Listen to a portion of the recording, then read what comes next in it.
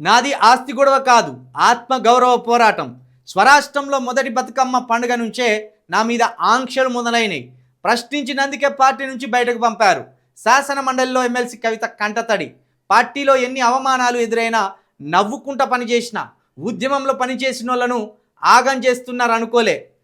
బీఆర్ఎస్కు నైతికత లేదు. పార్టీకి దూరం అవుతున్నందుకు హ్యాపీగా ఉన్నా బీఆర్ఎస్ పాలనలో కాళేశ్వరం నుంచి కలెక్టరేట్ల దాకా అన్నిటి అవినీతే. 1,189,00,000 కోట్లు ఖర్చు చేస్తే కేవలం ఒక కంపెనీకే 1,00,000 కోట్ల పనులు. తెలంగాణ రాజకీయ అస్తిత్వం కోసం కొత్త పార్టీ పెడుతున్న తన రాజీనామా ఆమోదించాలని మండలి చైర్మన్కు విజ్ఞప్తి. నిజానికి ఒక మనిషికి అధికారం కంటే కూడా, ఆస్తి కంటే కూడా సెల్ఫ్ రెస్పెక్ట్ అనేది చాలా ఇంపార్టెంట్, అతి ముఖ్యమైనది. అది ఎవరికైనా, కవిత గారికి కావచ్చు, ఏ మనిషికైనా కావచ్చు. ఆస్తుల కంటే, అధికారం కంటే మనకు ఆత్మగౌరవం అనేది ఉంటుంది. ఆ ఆత్మగౌరవం దెబ్బతిన్న నాడు, మనకు ఎక్కడ నిలబడితే అక్కడ కనీసం గౌరవం దొరకని నాడు ఆ వ్యక్తికి ఎంత పోరాటానికైనా సిద్ధమవుతుంది, ఎంత సాహసానికైనా ఒడిగడుతుంది. నిన్న కవిత గారు చెప్పింది కూడా అదే. సరే, బీఆర్ఎస్ పార్టీ లోపల కవిత గారి మధ్య, ఆ బీఆర్ఎస్ నాయకుల మధ్య ఏం జరిగింది అనేది అది ఇంటర్నల్గా వాళ్ళు చెప్తే తెలుస్తుంది తప్పించి, బయటికి మనలాంటి వాళ్ళం ఏదో చూడడం తప్పించి వేరేది ఉండదు. నేను ఒకటి బీఆర్ఎస్ కార్యకర్తలకు అందరికీ ఒకటి చిన్న రిక్వెస్ట్ చేస్తున్నా. మీరు అనవసరంగా కవిత గారిని టార్గెట్ చేయకండి. మీరు వేస్ట్గా టార్గెట్ చేస్తాను. నిన్న కవిత గారి ఇట్లా మాట్లాడిందో లేదో మొత్తం బీఆర్ఎస్ హ్యాండిల్స్లో మొత్తం కవిత గారిని విమర్శించుకుంటూ పెట్టింది.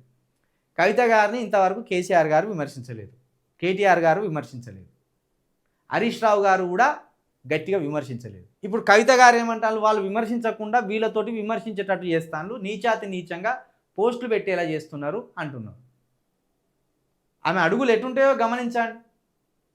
ప్రతి మనిషికి ఒక సెల్ఫ్ రెస్పెక్ట్ ఉంటుంది, ఆత్మాభిమానం, ఆత్మగౌరవం ఉంటుంది. అది దెబ్బతిన్న రోజు సొంత తల్లిదండ్రులతో కూడా విడిపోతాం మనం.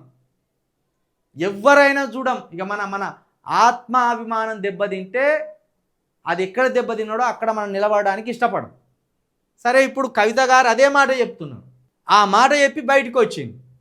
సరే, ఆమె ఎక్కడికి పోతుంది, ఏ పని చేస్తుంది అనేది కొంత చూడండి. చూసిన తర్వాత రాజకీయంగా ఆమె పార్టీ పెట్టి ఆమె ఏమైనా లోపాలు, ఆమె ఏమైనా పొరపాట్లు చేసినప్పుడు అప్పుడు కవిత గారిని మీరు విమర్శించాలి.